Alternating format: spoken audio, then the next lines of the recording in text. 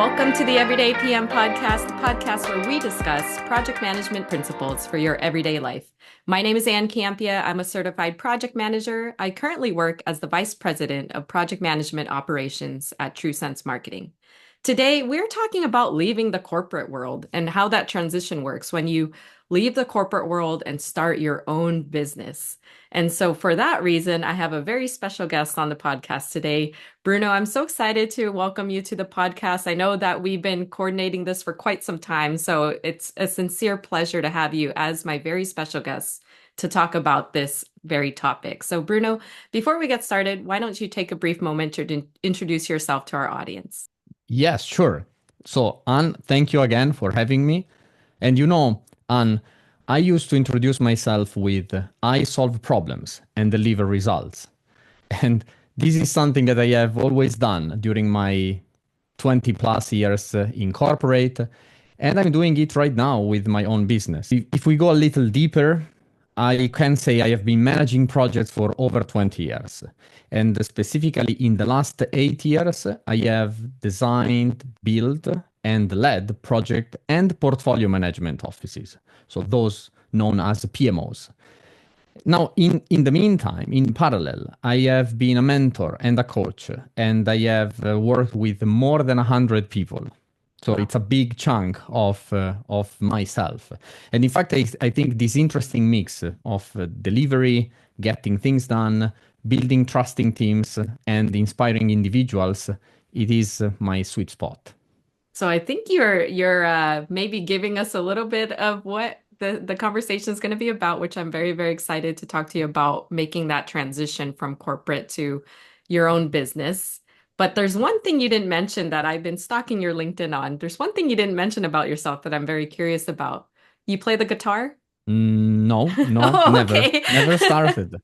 But there is something very close, something about music that I'm going to tell you about in a few minutes, I'm sure. Yes, and one of the things I really love about the way that you've made this transition is you've made things accessible for people. So I just wanted to highlight that in terms of the way that you post your messaging on LinkedIn, the way that you outreach to folks, the way that you mentor, you make it very tangible, practical, right? Everyday life type situations that you can help kind of connect the dots between project management, mentorship, all the things that you talked about as part of your professional journey. So why don't we dive into, your journey from corporate world to entrepreneurship? What motivated you to make this change? Well, there is a lot about that.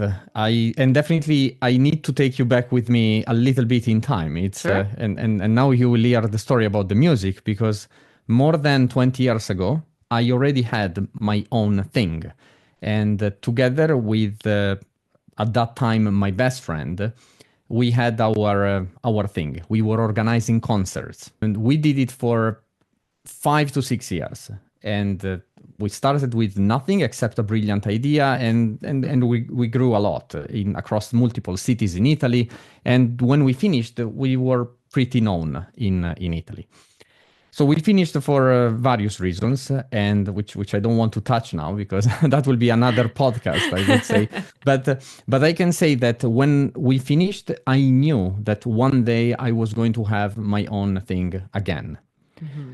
So fast forward roughly 20 years, I am in corporate, I have a great role, I'm making good money, but more and more, and especially I would say in the last 2 years, I could see a disconnection between what I was actually doing, what I was, let's say, allowed to do, versus what I actually wanted to do. Mm-hmm. And then last November, there was the proverbial last drop. I was speaking at a conference in Poland. On the first day, I had my speech. I delivered my talk. On the second day, I facilitated a workshop. It was a workshop on stakeholders engagement. So at the end of the workshop, I was outside, at the coffee corner with 3 project managers that attended my workshop. And we were just chatting and talking about the situation. So one of them, at a certain point, she told me, "Oh, Bruno, your company is so lucky to have you. You can inspire PMs, you can guide them, you can have those talks and workshops." every week. Mm-hmm. So I started laughing and I spilled my coffee on the table. And I told her, well, they don't want me. And not really me personally, but they didn't want what I could offer. Mm. They, they didn't want to change, to challenge the status quo. They didn't Sure. want to do the effort that was needed to actually improve. Mm-hmm. And that was for me the moment. It was when I said, okay, this is the type of impact that I can have on the people. And they could see it not only at that conference, but in every place, in every interaction that I had. And I felt like I was somehow not in a position to actually do it because of that role. So this is Mm-hmm. when I said, okay, now it's time. It's time for me to go out there and open my own thing and find a way to support organizations and individuals that are actually looking to change and that they want to improve. Yes. Wow. Wow. Well, how did that moment feel for you when it clicked that this was what you were meant to do next? It was a realization. It was really like you would imagine the famous last drop. It was like, okay, I'm done. Like I knew Yeah. what was going on the other side, Mm-hmm. and and it was like this. Technically, I would say the realization took place a few hours later when I was at the airport waiting for boarding for my flight back to Berlin. And that was when I said, okay, that's it. Really That's it. incredible. Wow. And it was something that, as I said, I wanted to do since quite a while. And Mm-hmm. I knew that was, in my particular situation, the right moment.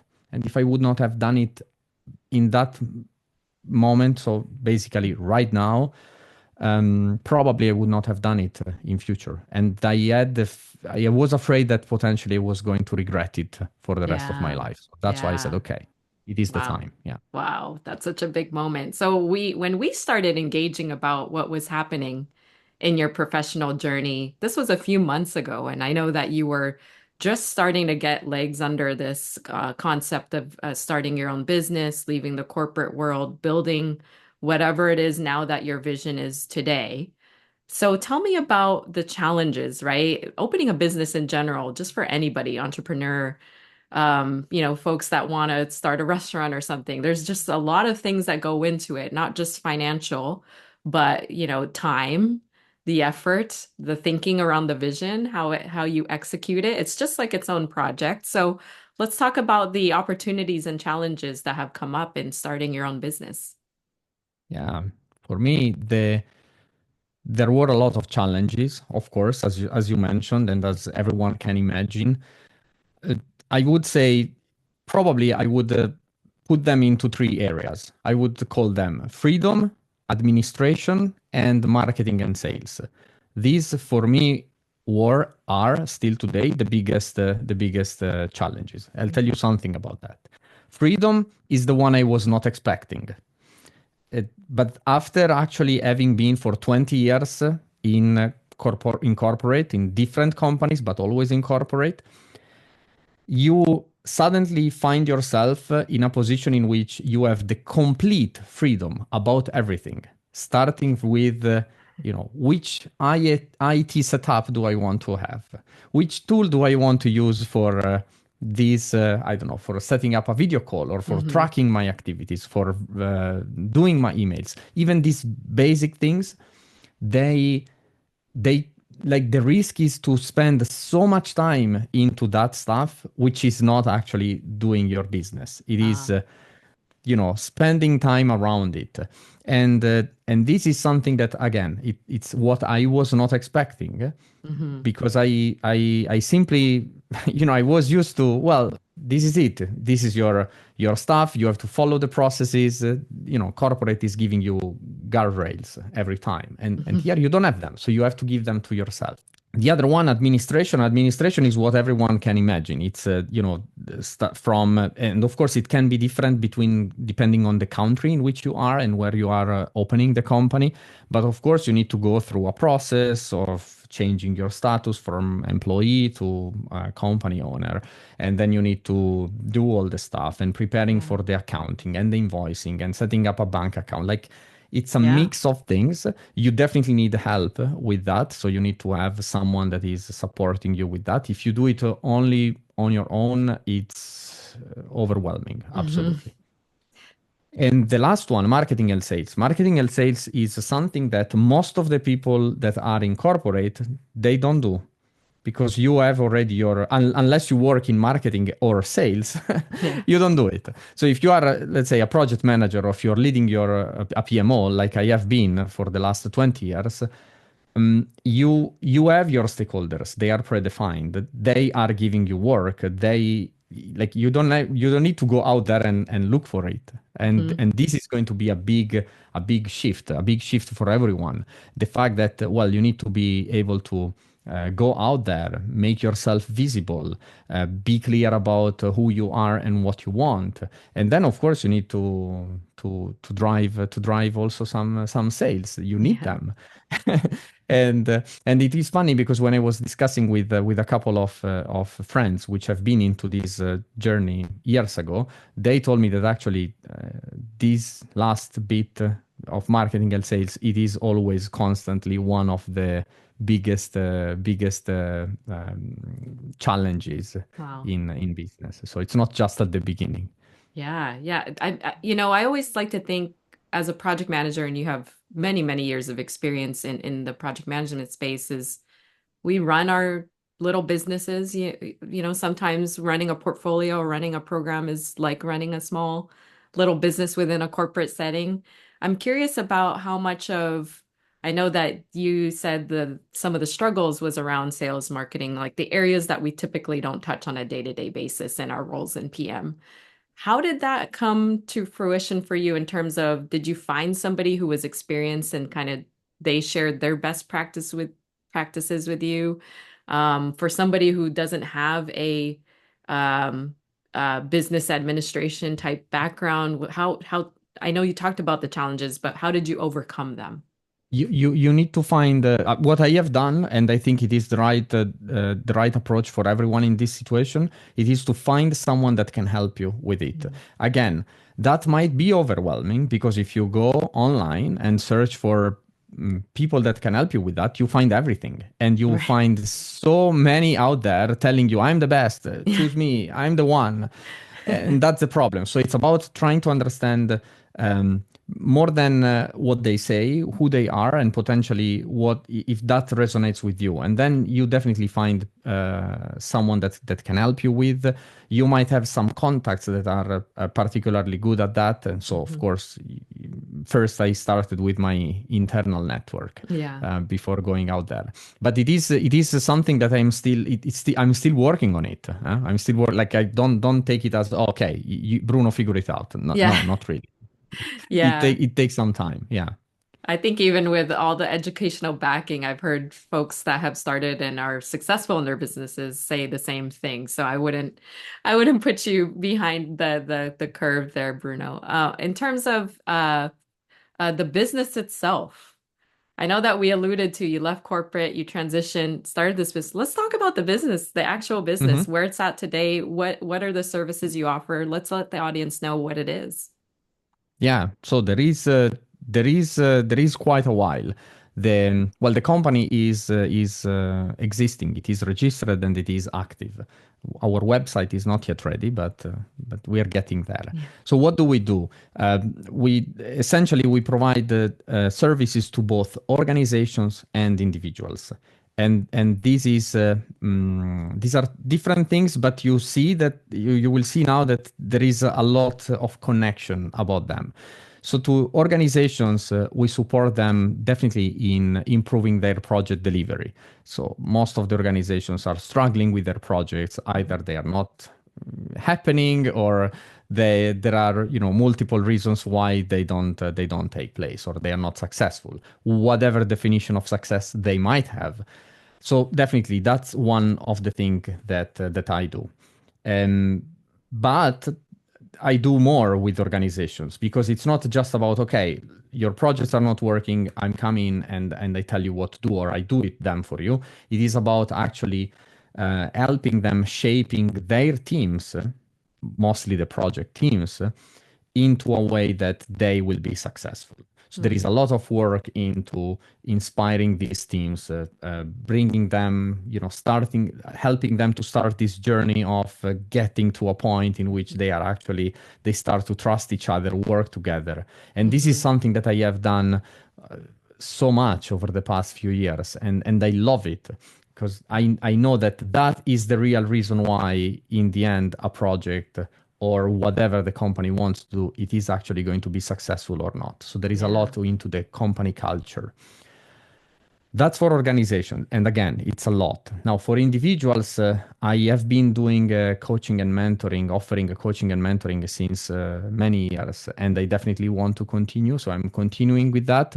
It might be limited because, of course, a lot of of my time now is going to be on other things. But I definitely keep coaching and mentoring as services that we offer to individuals. And then here, individuals are of any type. Like definitely I have a big chunk which are project managers that are either struggling with their projects or in their career and they are looking for the next steps. But I also support university students which are almost ready to go out of Yeah. university and they have no idea what is expecting them.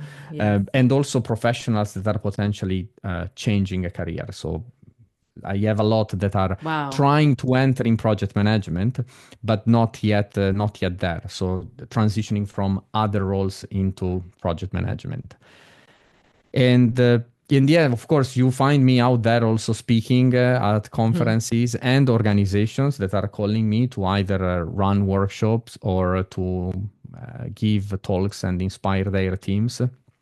And it is, again, there is always a component of project management into it, but it is not necessarily that. Like the last workshop that I have run for a client, it was about really supporting that team, roughly 60 people, into to kickstart their journey of learning and getting better, improving every day to Wow. to start this habit. It's not so much close to project management as you can see, but it is very close to my heart. It is actually Mhm. one of the topics that I love particularly. So it was a great workshop. And Yeah. that's actually the topic that connected us on LinkedIn is I believe you posted something around um I'm sorry if I'm butchering it, but you made me think about consider project management as something that you have to practice every day. Just like picking up an instrument, just like playing a sport, something where every day you can practice and get better and better. And I think that was kind of holistically what you were trying to say in your post. And that really was attractive to me because in the way that you describe your business model, it's beautiful. Something about project management in our profession and the way that we experience everything. And then we want to pay it forward and help others understand how, not just how to break into the industry, but how to be successful, how to build teams in your organization, all of that. I'm very, very excited for this vision. And it just all makes sense to me as you're describing it. So, Bruno, tell me about because your business encompasses all of these different facets of services. Have you thought about how you yourself are going to play all the or wear all the different hats, all the different roles that you're going to have to play as part of running your own business? Yeah, yes. That's one of the challenges that I'm facing right now. Because of course there is so much potentially that you can do and it is about trying to stay focused on what you want to achieve. So I know who I am and I know what I want and especially I know why I want to do it. Everything that is potentially out there available, it needs to resonate with that. And if I see that for whatever reason it's not the right thing, it might be get parked while I work on something else. But then let me tell you, uh, in general, when you look at all those things, they are all related. And this is what actually makes, at least to me, from my insider point of view, I can see the connection of all of that. It's all about like if I have to summarize it, I see it as the concept of doing the right things and doing them right. So Mhm. it's always about the same. It could be for organization, helping them identifying what are the right things for them, or it could be for individuals. Where do you want to go? and then identifying what are the actions that actually are going to help you to Yeah. potentially get there, and then Mhm. support them on this journey. So this is what I see, and having that, it definitely helps me. But of course, we all have limited amount of time, and at the moment I am alone. I don't plan to be alone, but at the beginning I had to start on my own, Yeah. and it's important to stay focused and know what you want to achieve.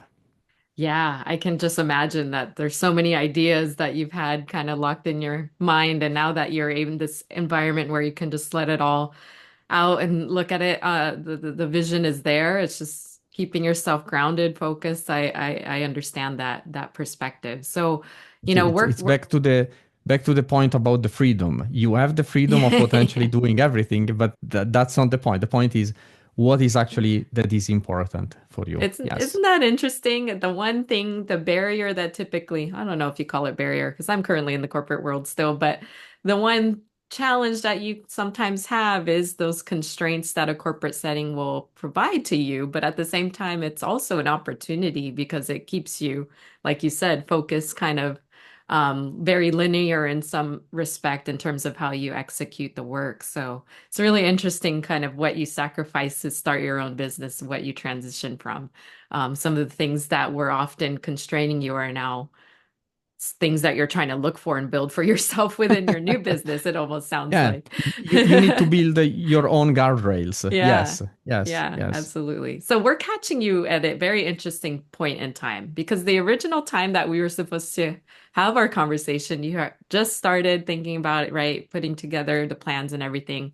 We're a few months from when we originally thought we would be chatting, but you're still very much in that infancy stage of building this business and putting your vision out to the world. So looking ahead, what is your future vision? You know, what are your goals for the business? And what does that look like in 2025?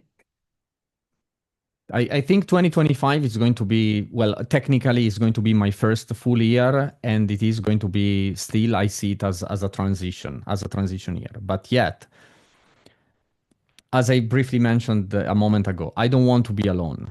I know right now I am alone, but as soon as I see that there is the opportunity to grow, I would love to have other people joining me on this journey.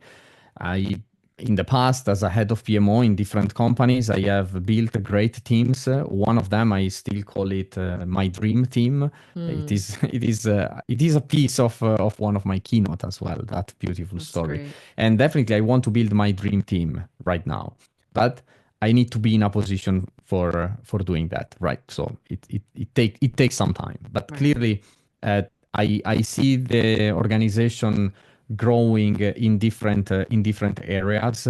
There are different things that I want to do and that I know we will be good at. So having different people working on these different streams is what I have in mind. Yeah. Absolutely. Can not do this alone, but I think just from the get-go, this is your vision, and it's very, very exciting to see it coming together. So, for future entrepreneurs, and to wrap up our conversation, do you have any other best practices, lessons learned, advice that you would like to give to folks who are looking to leave the corporate setting and start their own venture? Yes, yes, definitely. What I would say is, especially if you are in a situation like my one, like you are potentially in corporate and thinking about going into that direction, I would say start with why, which we all know it. Like ask yourself, why do you want to do it? What is that you want to achieve into that? And you need to be very clear about that. It's not just about, yeah, okay, I want to try it. There must be something more.